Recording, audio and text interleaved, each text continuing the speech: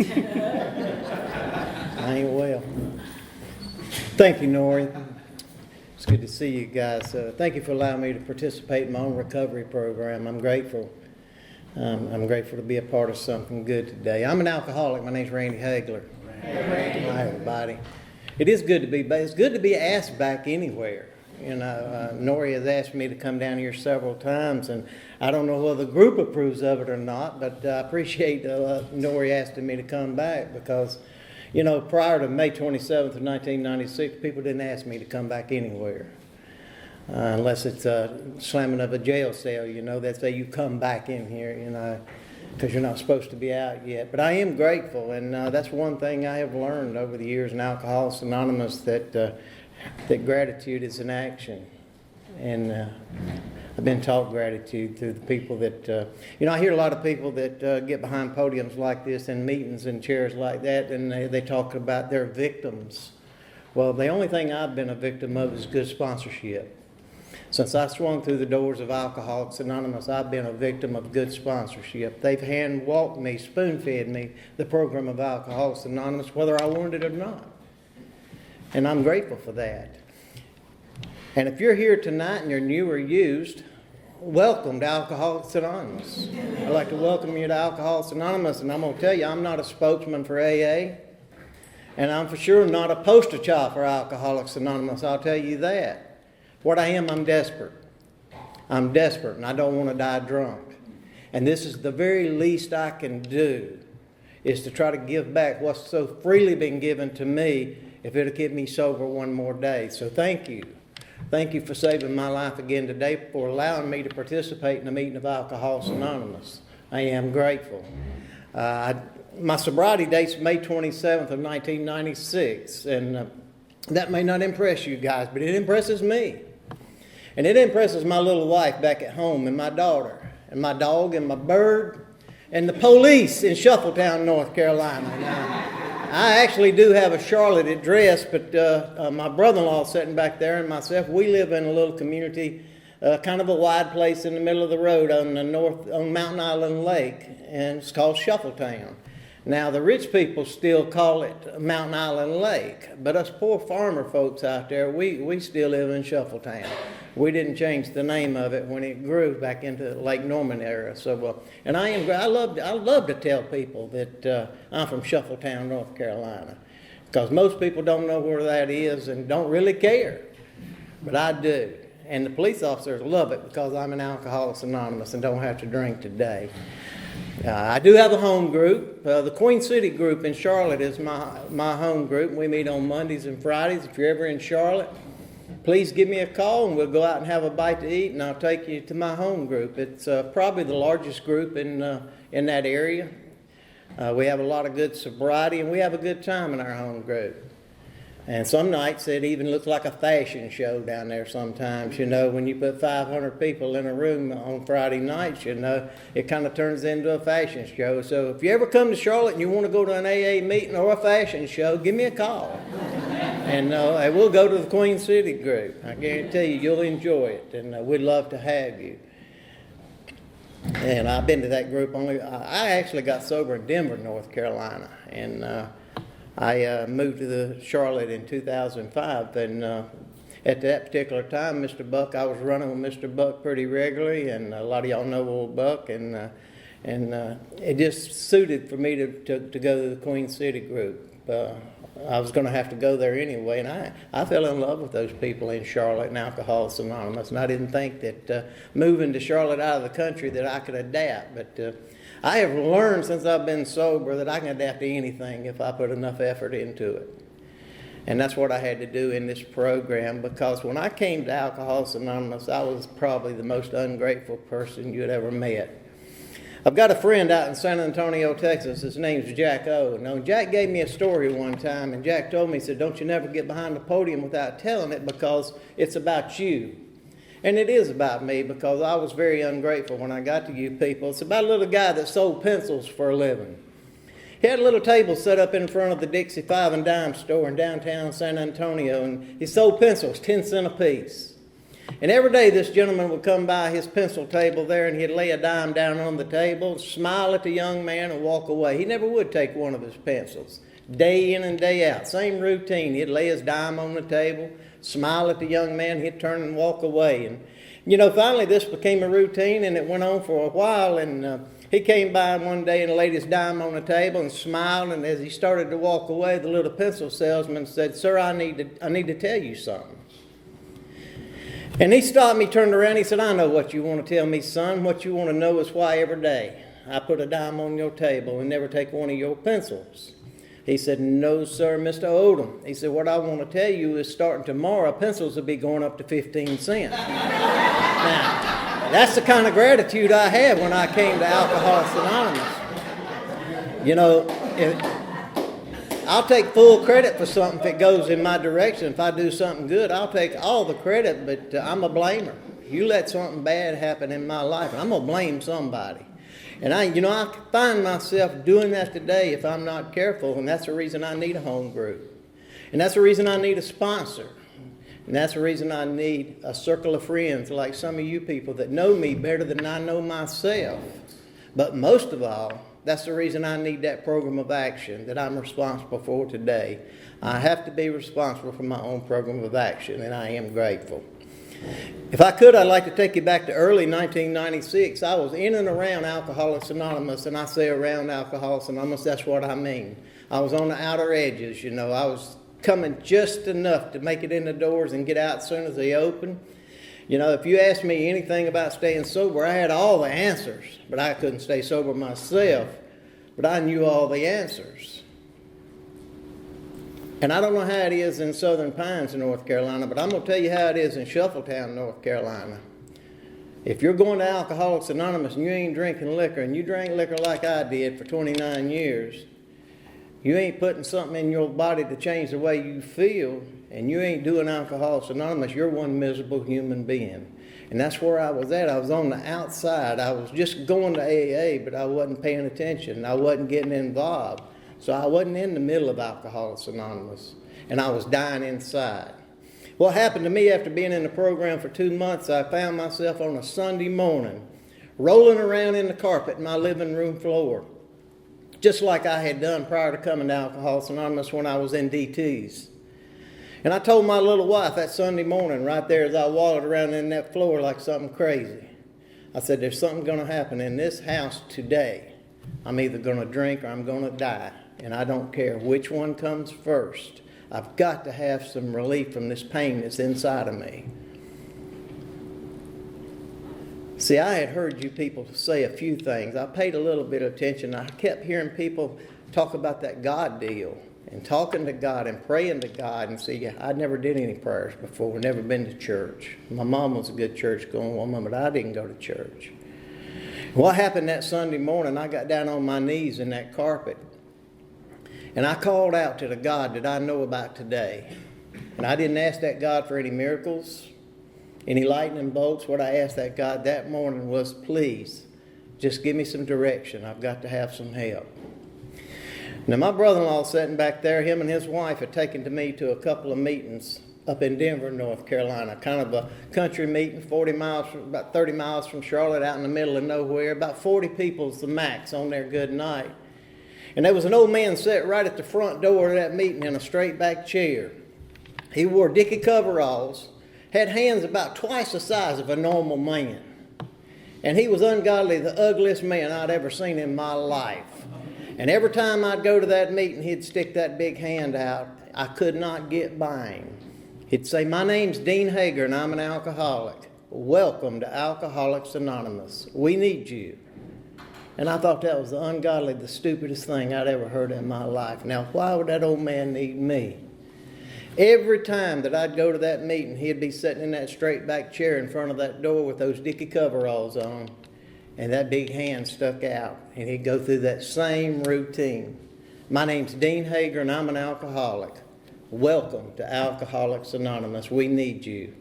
Well, I seen right then that old man was way too serious about this A&A stuff. So I decided if I was going to go to that meeting with Tim and Jan, I'd go around and go in the side door where the coffee maker went in, and I wouldn't have to go by that old man. What happened to me that Sunday morning night when I got down on my knees and called out to God, all I could see when I got up off of my knees was Dean's ugly face and that big hand. What I know today was the hand of Alcoholics Anonymous reaching out to me, and I didn't want it at the time. But that Sunday morning, I had hurt enough inside to where I was willing to give in. And I got up off of my knees, and my wife helped me find that man's phone number in the book, and I called him up. And that old man took the time out of his Sunday morning to listen to me on the telephone. He took the time out of his Sunday morning to tell me some things that had happened to him prior to getting to Alcoholics Anonymous. And he went on to tell me some things that happened to him after he got to Alcoholics Anonymous. And he told me that if I was willing to do some things that may be just a little bit uncomfortable to me, that maybe, just maybe, he and I together could get through this thing one day at a time, and we could both stay sober and be happy. And that's all I ever wanted. He caught me right there. That's all I ever wanted, was to be happy. I still didn't get the sober thing. That not drinking thing didn't come right then. But I heard that word, happy. And he seemed to be happy, even though he was ugly. He was an ugly old man. And he was a putwood guy, and he was a hard-working old man. He was a hard-working old putwood man. He couldn't read and write real good, but what he did, he spoon-fed me the 12 steps of Alcoholics Anonymous as they are outlined in that book. And when we got started moving along on those steps, and he seen that I was serious about this deal, he said, no, we need to get started on the traditions also. We need to combine these things together and put a step with a tradition, because one of these days, Randy, if you stick with this deal and you stay with AA, you're going to learn how to live with yourself. And you're going to have to learn to live with other people too. So you need the traditions as well as you need these steps. But you need them both, and you need them quick. And I thank God every day for good sponsorship like Dean Hager. Dean ended up dying in a nursing home some years later. And some of the guys back there at the back table and myself got together, and we would carry a meeting to that nursing home every Sunday afternoon. Not so much for us, but to try to give back to what he so freely gave to Alcoholics Anonymous. And, I'll forever be grateful for that. And, if you've got an old-timer in your group, I love to see new people come in. I love to see new, and some of the meetings in Charlotte, the first thing we hear come out the chairperson's mouth is the newcomer's the most important person in the room. And I agree with that. I'll agree with that. I think we need new blood coming to Alcoholics Anonymous to keep this legacy afloat. But I always like to take time just to say thank you to the old-timers that keep bringing that message of hope back to these rooms where people like me can see it. See, I can talk to anybody on the telephone, but if I see these old-timers, like Mr. Buck comes in a wheelchair to the meeting every time somebody will bring him. And he's just one of the many in my home group. And I try to get to him and tell him, thank you. Thank you for doing what you're doing and what you've already done. And, if you've got some old-timers in your group and in your life, I encourage you. Tell them that you appreciate them. We need them to keep coming back and not sit home and watch TV. Because without those old-timers, there wouldn't be any Alcoholics Anonymous today. No telling where we'd be today. And I'm grateful for them, and I'm grateful for this program. I'll get off of my soapbox. I was born on January 18th, 1954, into an alcoholic home. Now, that didn't make me an alcoholic. What made me an alcoholic was I drank too much, too long. Now, my dad, we lived in a small town of Huntersville, North Carolina. It's about 25 miles north of Charlotte. My dad was a plumber by trade, but he was a chronic alcoholic. Now, I can stand behind this podium today and tell you that my father was a chronic alcoholic. The longest period of time I ever saw my father dry was the 3 days he lay at rest when we was waiting to bury him. That's the longest I ever saw him dry in my lifetime. And one other thing about my father, I never heard him tell anybody, nobody, especially not me, that he loved them. Now, if you don't tell a little kid every once in a while that you love them, they're going to assume that you don't love them. And if you don't love me, I don't love you either. And I drug that to the rooms of Alcoholics Anonymous many years later. Thank God for good sponsorship. See, what Dean explained to me when I started working those steps and going through that step process What my father was suffering from was the same disease that I suffer from today, but his was untreated alcoholism. I just thought he was a mean, ugly man, and I hated everything about him and everything he stood for until the day he died. Now, my mom, she was just the opposite. She was a good Baptist church-going woman. My mom worked all day long in a cotton mill. She'd come home in the afternoon, she'd put on a nurse's uniform, go to Huntersville Hospital, and work till midnight every day, 7 days a week. Weekends, she worked double shifts at that hospital. And I remember when I was 10 years old, I asked her one time, I said, Mom, why are you doing that? You're killing yourself. She said, honey, those people at that hospital love me, and I love helping them. Well, I knew that. Anybody that knew my mom loved her, she was a good woman. She said, the other thing is, I want you to have the things that your brothers and sisters never had. See, what I failed to tell you was when I came along, I was a Saturday night mistake. I had 2 brothers and a sister that was already grown and had families and jobs and lost their families and jobs when I was born. I was kind of a Saturday night mistake. And my mom said the other thing is, as long as I'm at that hospital or that cotton mill working, I don't have to put up with your father's bull crap. I knew exactly what she was talking about. We lived in an old plank house on the corner of 108 Church Street, Huntersville, North Carolina. And you know, about dusty dark at night, you could see a car coming a half mile down the road through the cracks in the planks on the old house. But my mom did the best she could do. She did the very best she could do. And you know, when I was 10 years old and 11 years old, we'd have to put our clothes on, our shoes on, our coats. And my mom and I would have to sleep together with all that stuff on, because somewhere in the middle of the night my dad was going to come in a blackout with a gun or a knife chasing my mom around the house as if he was trying to kill her. And we'd have to run to a neighbor's house or to a brother's house or a cousin's house. And this wasn't just every once in a while. This was day in and day out. And you know, there for a while at that young age, it was kind of a adventure. Knocking on a different door every night, sleeping in a different bed every night, and then it got downright embarrassing. I remember a Saturday night as well, if it was today. It was pouring rain. And my dad come in a blackout, and he had a piece of garden hose he'd picked up in the yard. And he beat my mom with that piece of garden hose. And we were running in the rain. And I'll never forget, my mom was screaming and crying. And I was screaming and crying too. And you know, when we got to her brother's house and we stepped up on the porch, I looked at my mom with all my heart and sincerity. I said, Mom, if I ever get a family, they will not have to go through anything like this. And you know, I meant that with all my well-beings at that young age.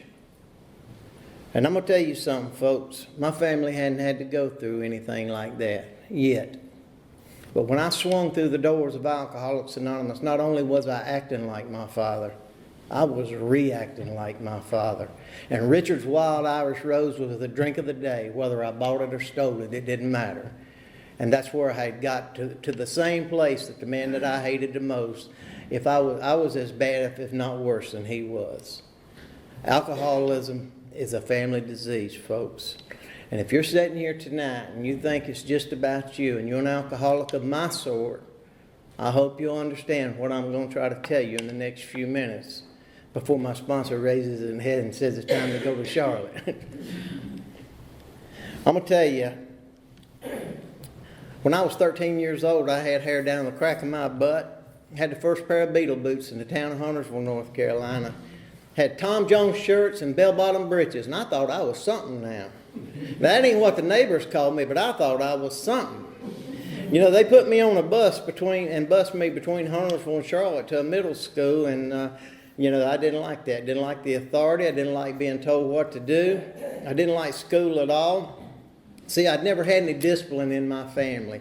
My mom worked all the time, so she couldn't keep up with me. And my dad, he didn't care whether I lived or died, as long as he had another quarter on another bottle of wine. He didn't care. So I did pretty much what I wanted to do. And, you know, some days I'd go to that school. But most of the days, you know, I'd strut down the halls of that school with my hair tucked in my jean pockets and them 6-inch heels on them Beetle boots. And I was unique in my own mind. There wasn't nobody in that school like me. Till one day I ran into a guy, and his name is Rusty. And Rusty and I are still friends today. He's not one of us, but he's a good friend today. Rusty's brothers had a rock and roll band called the Young Ages. They were one of the first groups in the north end of Mecklenburg County to start making a little money in the late 60s. And they'd bought them an old bread truck, old Sunbeam truck, had the big flowers painted on the side of it, and had their name on the side of it, the Young Ages, you know. And my mom had watched these old boys grow up, and she knew they come from good stock. See, I'd never been to Charlotte, but we lived 22 and a half miles at that time from Charlotte, and I'd never been to Charlotte but one time in my life because we never had a car in our family. My mom she didn't like to drive, and my daddy couldn't sober up long enough to keep a license, so we never left that little community of Huntersville. And at that particular time, there wasn't a such thing as Lake Norman, and there was 3,000 people in the whole city perimeters of Huntersville.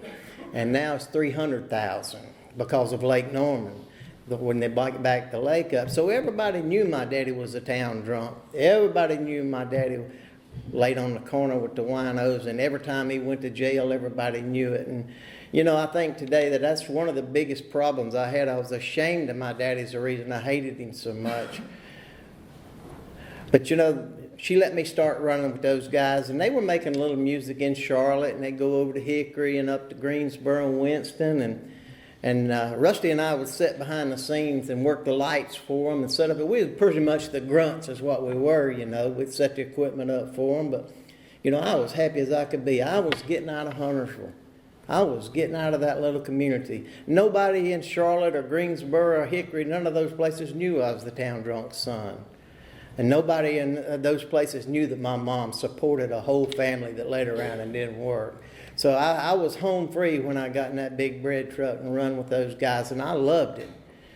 Rusty came to school one day after about 2 months. He said, you know, we having fun, but what we need to do, Randy, is start our own band.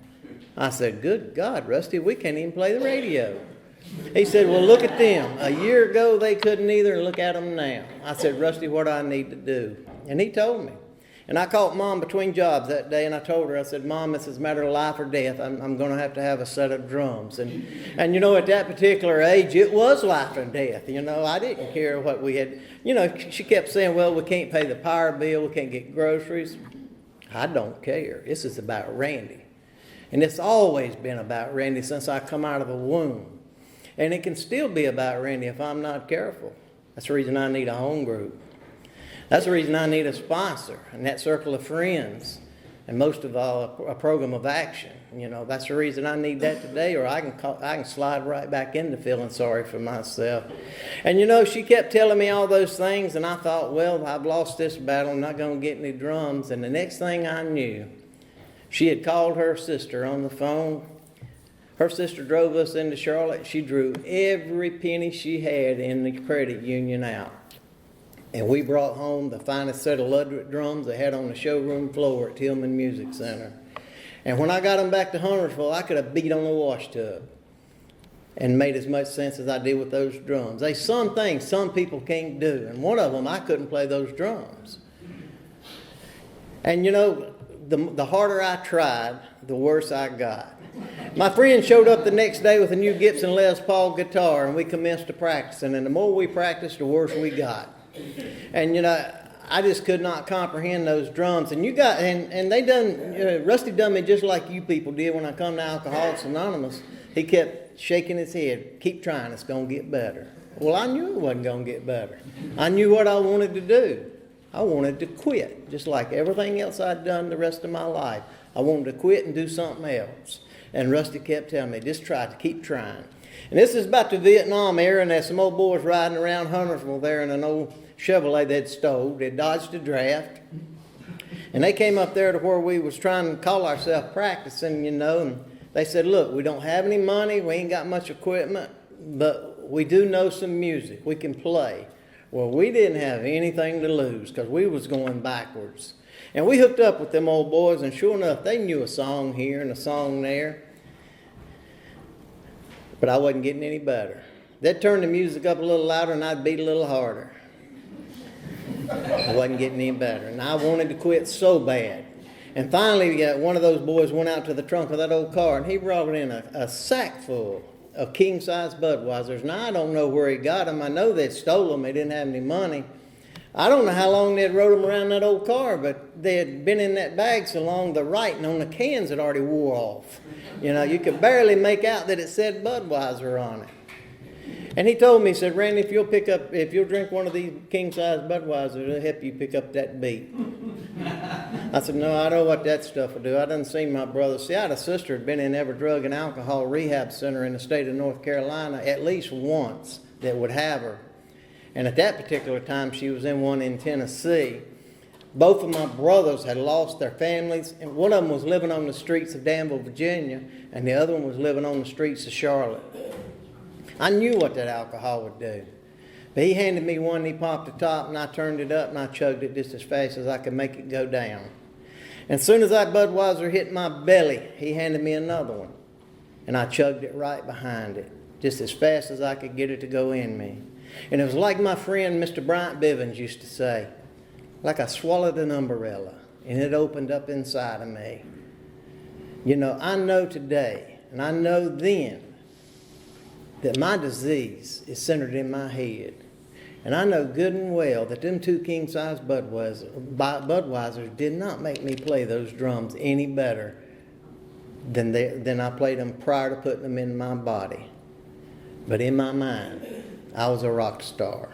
Those things worked for me. I knew right then why my sister stayed in those places, why she couldn't get out of those drug and alcohol rehabs. I knew why when my old brothers had a car that would run, it smelled like beer all the time, old stale beer, because the empty cans running around in the back floorboard. And I knew right then why my daddy couldn't come home long as he had 50 cents in his pocket on another bottle of wine. I knew right then why they were like that. I'm going to tell you what I didn't see. I didn't see that disgusting look on my poor mama's face that I had seen so many times when she had to take my sister back to that place. Or that disgusting look on my mom's face when the ambulance would pull up and get one of her kids. Or that disgusting look on her face when the police officers would bring my daddy home. They got so bad in the late 60s in Mecklenburg County, they'd bring a drunk home before they'd take him to jail. And that would make my mom mad when they would bring him home, because we knew we was going to have to sleep somewhere else that night. But I didn't see all those looks on her face. I seen what it was doing for me inside of me. And I loved every bit of it. I loved the way that stuff made me feel right off of the get-go. Every day my mom would leave me $3 to go to school with, and I'd take that $3 and I'd run up to the corner and give it to Wino Bill. He'd get me 2 king-size Budweisers, and he'd keep the change every day. I'd drink those Budweisers, and that some days I'd go to school and some days I wouldn't. After about 2 weeks, I gave Bill my $3 one morning, and I thought he was just a regular old wino, but come to find out he was a businessman. He said, you know, Randy, for the same price you're paying for 2 Budweisers, you can get 6 blue ribbons. Well, I didn't go to school, and I knew 6 was better than 2. I said, that's what we need to be doing. We need to be getting 6 blue ribbons. And so every day he would start getting me 6 blue ribbons. And I'd lay around my mom's house, and I'd drink those blue ribbons, and if the buzz wasn't right, I'd steal something out of the closet or off the wall, or take an iron or something up, or a radio up to the pawn place on the corner and trade it for money and get Wino Bill to get me some more Budweisers or some more blue ribbons or whatever he'd get that day. You know, I'd do anything I needed to do. And right now, I'll stop before I go any further and tell you, I've done a lot of things to keep that buzz going, a lot of stealing and conniving to keep that buzz going at a young age that I've been through with my sponsor. And I think you can understand that I was willing. I had alcoholism tendencies right there when I was a young kid and didn't realize it. We had never heard of alcoholism. See, I'd heard my daddy call it a lot of things. I won't say from this podium. Never once did we hear anything about alcoholism. Never once did I hear him called an alcoholic. Now, I heard him called sots and different other things, town drunks, and my mom called him some things that I didn't know she could say. But, you know, we had never heard about that. But I think I had the same thing my dad had, but I drank myself into Alcoholics Anonymous. So I became a daily drinker at 13 years old, and I gave those guys the drums that my mom was still making payments on, and told them to get out of my life, leave me alone. I had found something more important than their music and their friendship. I had made a new friendship with that magic elixir in those cans. And you know, I loved every bit of it. I loved everything alcohol was doing for me, as long as I didn't have to work to pay for it. As long as I was stealing from my mom or borrowing from somebody to keep that buzz going, I was okay. But I had a lazy streak down my back that you just would not believe. What happened was, when I turned 16 years old, I decided to go to school that day. And when I went to school that morning, I drank 6 blue ribbons. And when I stepped off the school bus, the principal was waiting on me. He put his arm around me and he hugged me and he said, "Randy, I just came out here this morning. I want to wish you a happy 16th birthday." And I thought to myself, well, you finally figured out who I am in this school, meeting me out here to wish me a happy birthday. He said, "And by the way, in the state of North Carolina, you know you can quit school at 16. Well, that tells you I was a good student right there. When the principal meets you at the bus to tell you can quit school, you know. Well, I told you I was a blamer. I couldn't go home and tell my mom what he said. I wasn't going back to that school because I didn't want to go back anyway. So I went home, told Mom, I said, "Look, principal told me not to come back to his school, and I'm not going back." She just continued to leave $3 on the counter every morning and go to work. And I'd continue to lay around her house and drink, and that's all I did. And when I'd run out of something to drink, I'd steal something and sell it and keep that buzz going. I was living the life of Riley. But you know, my mom was not an ignorant woman. She was a hard-working cotton mill lady that loved to work with people in the hospital. But there's a lot of things she didn't understand. She couldn't understand why the kids in the neighborhood my age was getting driver's license and permits, and I couldn't. And I explained to her in a general way, of course, that, you know, if you don't go to school, you can't take driver's ed. Well, she went down to the cotton mill and talked to a guy named John. And John said, you know, told her there was a place in Charlotte called Queen City Driving School. If you pay $250 and you show up 2 weeks consecutively, you're going to get some North Carolina state driver's license. I had never done anything in my life 2 weeks consecutively. But I made it a point, if she was going to put up that money, I'd hitchhike, I'd catch a bus, anything it took to get them 22 and a half miles into Charlotte. I was going every day because I wanted to get those licenses. And I went and I hitchhiked and rode Greyhound buses, anything it took me to get in there to pass that little old course. They give me some license after 2 weeks. But license ain't no good if you ain't got no car. And I lived in a small town of Huntersville, and everybody done seen me riding in the sheriff's car in the back seat, of course, laying on the corner with Wino Bill, and they wasn't going to loan me no car, so we wasn't no better off than we was before I got the license. Poor old Mom just about loved me to death, God bless her. She come in on a Saturday morning, laid $225 cash money. And Mr. Buck used to say she sure know not to give a drunk cash money. She laid $225 down on the table and she said, "Honey, I want you to go see if you can find you an old car." First time I ever remember in my life saying, "Okay, Mom, if it'll make you happy." See, it's always been if it'll make me happy. She said, "That would make me happy, honey." And she got to the door and she turned around and she said, "John down at the cotton mill said that a Volkswagen's a nice, safe, economical car." I said, "A Volkswagen it'll be, Mom, if that's what you want." She said, "That'll be good." She went on to work, of course, to her second job, and Rusty and I took her $225 and we hit the streets. And the first place we come to was Kathy Hoyle Funeral Home. It's up in a little community above Huntersville called Davidson, North Carolina, where the college is. And he was pushing the 1959 Pontiac hearse out in the front of his place. That thing was beautiful. It was white, had red curtains in it. And I stopped in there and I said, "Mr. Kathy, what are you going to do with that old car?" He said, "Son, I've got to sell it." He said, "I bought me a new hearse." And I said, "Well, what you got to have for it?" He said, $225. It was like somebody rung the church bell next door. I said, "I want to buy that car, Mr. Kathy." That thing had 3-speed on the column, had a 400 motor in it, had an air conditioner in the back, and had them red curtains in it. And he said, "Son, I can't sell you this car. You're not big enough to drive it." I said, "Please sell me that car." And I conned that old man into selling me that hearse for $225. And And I told him, I said, now I'll be back just as quick as I get me a tag and some insurance. He said, oh, I said, I know your family. Take it on my tag. He said, just bring my tag back when you get yours. Now, I'm going to tell you what, we didn't live in no swanky neighborhood, folks. When I turned in that neighborhood, there was doors went to slamming, windows went to shutting, and that Baptist church-going woman came out, and I heard things come out of her mouth that I did not know she had in her vocabulary.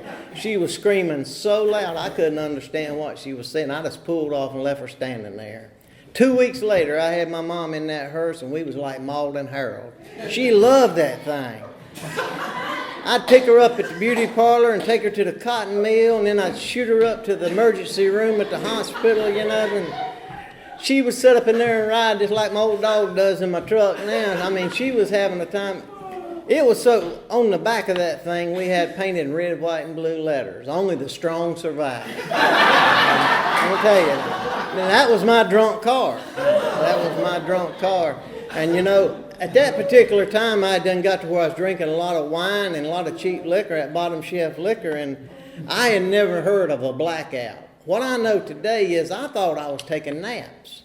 But what I know today, I was blacking out.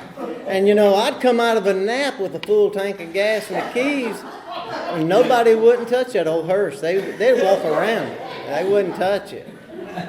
I tell you, my mom loved that car. She just about loved me to death also. But I drove that old hearse till the wheels run off of it. I told you I had a brother that he was an alcoholic and a bum. He living on the streets of Danville, Virginia. And he went up there trying to be a tobacco farmer, and that's hard work, folks. Y'all probably know down in here, that's hard work. And he couldn't stay sober long enough to farm no tobacco, so wouldn't nobody hire him. And he moved back home, and we found out, see, he was so much older than me, I'd never been around him, and we found out the only thing we had in common, that we were both drunks, conniving drunks, manipulators and thieves. And when we figured that out, we was all right. We'd steal money out of my mother's pocketbook and buy us a half gallon of the cheapest liquor we could find. And we'd get in that old hearse, and we'd ride, and we'd drink that old liquor, and we'd bond, talking about things that never happened. But as soon as that magic elixir in that bottle would run out, we couldn't stay in the same room together. We could not get along without that stuff. That magic elixir in that bottle was the only thing that made us brothers. And we couldn't get along. And I'm going to move along. What happened was 2 weeks later, after he moved back, my older brother and him had picked up a lady in the night, believe it or not, over in Charlotte. And at that particular time, they was still it wasn't Lake Norman, it was a Catawba River up there. And they came on, they'd been drinking, they wanted me to drive them to the Catawba River before they could go swimming. And I wasn't getting in the car with that woman. Now, that had never stopped me before, but it did this time. I wasn't getting in there with that woman. And they got mad and sped off, and the next time I got to see my two brothers was, I went with my mom to Charlotte Memorial Hospital to help her identify the bodies. They got 2 blocks and hit head on with a tractor-trailer rig. And that Saturday morning, this particular Saturday morning, I had been sitting there drinking all morning. And here, the next time I see my mom is at Charlotte Memorial Hospital. She was standing there. One of her kids was dead, and the other one was dying. And the first thing that came through my mind was, Randy, if you would have took them to where they wanted to go, this probably wouldn't have happened. They would both still be alive today. See, what I know today is everything happens in God's world for a reason. I have no control over that. But that particular time, it just gave me another option to pour more alcohol into my body to try to make it go away. Because every time I shut my eyes, all I could see was them on that gurney and see my mom standing there watching them die. Tell you a little bit about my family and this family disease, and I'll move on. We lived across the street from the American Legion, which had a bar in Huntersville, North Carolina. And this Friday night, before all this dilemma happened, these people was kind of like meetings were in Charlotte a while back. They'd open the door about 8 o'clock every night to let a little smoke out of the bar so they could see who was in there. Well, this particular Friday night, they had let the doors open to let some smoke out, and 2 of the guys saw my dad pass out and black out on the railroad track, and they ran out there and jerked him off just as the train took his legs off. Right there, right there in front of the bar, And then that Saturday morning, before my brothers had showed up for me to take them to the river with this lady, we'd gotten a call they'd put my sister out of a treatment center up in Memphis, Tennessee, because she had went off on them and she was disturbing the entire hospital, and they had to put her out. So here I was that Saturday morning watching two of my brothers on their deathbed, and my mama watching them die. Two guys had pulled my daddy off the railroad track, and my poor sister was walking the streets of Memphis, Tennessee with nowhere to go. And here I was about drunk at that hospital with my mom. I don't know, and what was going through my mind was, what's wrong with you and your family? There's something wrong with y'all. What is wrong with y'all? And I left that hospital that morning, and I went to my local places, and if you had something in a bag you was drinking, I didn't ask you how much it cost or what the content was. I would ask you, please let me help you drink it. I've got to drink this away, because every time I shut my eyes it was there, and I could not drink it away. And that was the closest I ever come prior to getting Alcoholics Anonymous to accomplishing anything, and that was death. And that was death. I was rooting for death because I could not stand me any longer. I couldn't stand what was going on inside of me, and I couldn't drink it away. And I was too crazy and too scared to take my own life, but I felt like I was dying inside. And you know, that's a crazy place to be when the only fix that'll make it better is more alcohol. And more alcohol. And that's what I did. I continued to pour it in. Moving right along, guys, a couple things I need to tell you because it's very important if you're new here. My mom got real sick, and she lost her eyesight. She got to where she couldn't walk and couldn't get around by herself, and we moved her in a little mobile home beside us, and I was still drinking like a fish. I had no program whatsoever. The only program I had was to drink. And you know, my wife took care of her. And I had took a hostage by then, and she made sure she ate every day. She cleaned her house. She gave her her medication. She took her to the doctor. She did her checkbook. She did all the things that I needed to be doing. But see, I couldn't do it because I was in the middle of my disease, and I had to be across the street at the American Legion bar playing Mr. Big Shot, you know, with the other guys. And she called me one day, and it was one of those days I was at work, and she said, you need to come home because I think Mom's real sick and something don't look good. And I jumped in my car and I ran home. I hadn't had a thing to drink that day. And when I got there, the paramedics was there, and they was putting my mom on a stretcher and on a gurney, getting ready to put her in an ambulance. And what I wanted to do, I was so bad, what I wanted to do was grab her and hug her and put my arms around her and tell her that I was sorry for being the son that I had been. And I was sorry that I had done our family the way that I had done them. But see, I can't do things like that unless I have courage. And the only thing that I had in my life to give me courage was alcohol. And I hadn't had anything to drink that day. I slammed the ambulance door and told the driver to mind his own business and take her on to Charlotte. And I ran in the house and I got everything I could find. Everything I could find with any content of alcohol in it. And I got in my car, and my wife drove me behind that ambulance, and we followed it 22.5 miles into Charlotte. And I chugged everything I could get down because I was ready to tell my mom those things then. And you know, when we got to Charlotte, that alcohol was working for me again. See, alcohol worked for me sometimes, and it was working for me then, and I ran over there and jerked that door open to tell Mom bye, and she was gone. She had died on the way. Now, see, I don't tell you that for your sympathy or your pity. I tell you that if you've got somebody in your life that you care about and you need to make some amends to, do it now. Do it while you, with the help of your sponsor, if you have one, while you can put your arms around them and hug them and see the look in their eyes. See, I ended up having to do it at a headstone. See, what it was, me going in that house and getting alcohol and not getting to tell my mom what that was is, that's not a bad habit, folks. Smoking's a bad habit. That's alcoholism. I was willing to give up telling my mother bye on her deathbed for another drink of liquor. Another drink of liquor was more important to me than telling my mother bye. That's the disease of alcoholism. That's not a bad habit. And I was dead in the middle of it. What happened was we moved my sister, got her out of that treatment facility, let her move in a little mobile home behind us after my mother had died. And what happened was my 10-year-old girl was waiting on the school bus, standing out waiting on the school bus, and found my sister laying out in her backyard dead. She had a fifth of Jack Daniels Black Label laying on her chest, and her old cat was asleep on her feet. And that particular morning, at 8 o'clock in the morning, I stood in my bathroom window and I watched the coroner put her body in that ambulance.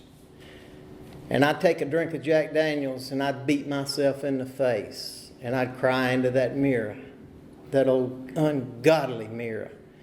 And I'd say, if I ever get as bad as her, I'll quit this mess. I'll quit this mess. 13 days later, I found myself being treated in a treatment facility for chronic alcoholism in Hickory, North Carolina. And what I used to say in my little talks is that the only thing I got out of that treatment facility was 28 days to dry out and a $14,000 big book. What I know today, without a shadow of a doubt, if those people in that treatment facility hadn't gave me some structure, hadn't got me started in the right direction, and picked me up and set me on Dean Hager's lap on the front porch of the Denver group of Alcoholics Anonymous in Denver, North Carolina, I would have died just like the rest of my family. I know that without a shadow of a doubt. Thank God. Thank God for Alcoholics Anonymous. I thank God for a second chance in life. You know, that daughter of mine, and I didn't tell you a whole lot about her. She just turned 28 years old on Monday. And she is she's the apple of my eye. And she was able to tell us today that I'm going to be a granddaddy. And I never thought I'd live that long. You know, so I was going to die drunk at 30. Back in September, this past September, I got sick at work and was throwing up real bad and ended up in the heart unit and had 5 bypass heart surgery. God gave me another chance in life, and I'll forever be grateful for that. Thank you, people. Thank you, people, for being here with the doors open and your smiles. The days that I come in complaining and crying and snotting and blowing, you smiled at me, you told me how you felt, how it worked for you, and to keep coming back. And by God's grace, and only God's grace, I stand here before you tonight, sober today, and I'll forever be grateful. I beg of you, please, if you would, when you get down on your knees tonight, and you say your prayers to the God of your understanding, if you'd please say a prayer for me and my little wife that I may stay sober just one more day. I'm going to definitely do the same for you guys. And you know, as we trudge this road of happy destiny together one day at a time, let's not forget not only the source of the power that brought us here tonight, but the source of the power that keeps us sober daily if we choose to stay sober. I am an alcoholic. My name's Randy Hagler, and God bless you.